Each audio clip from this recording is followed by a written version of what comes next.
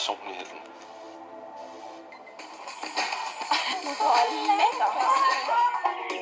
Hvad er det? Du har en tatovering? Ja, jeg har en. Du løg? Nej, det gjorde jeg ikke. Vi spurgte om piercing. Jeg troede, du løg. Kan du ikke lide Jeg synes, det havde været fedt, hvis du havde løjet. Hun har kindben. Det må man jo også give. Det må man give. Det må man også give. Det er jo altid et plus. Ja. Cecilia!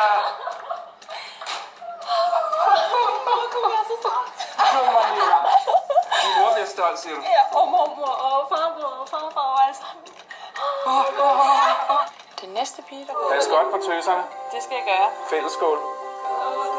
Held og lykke, piger. Ja, held og lykke. Do your best. Introduce yourself as a model with the white t-shirt you have now, for example. You know, it has to be a little bit shorter. You know, you're not going to show the best of your body.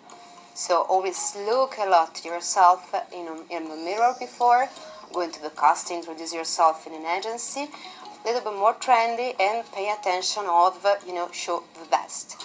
Altså hvis man tænker for meget på det, de siger derinde, så tager man det altså meget hårdt. Og det er det, når alle sidder bare og snakker om det, og så tænker jeg bare, nej, jeg er god nok.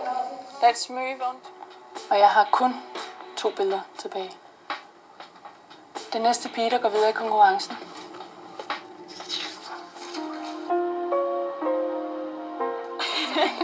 Hej.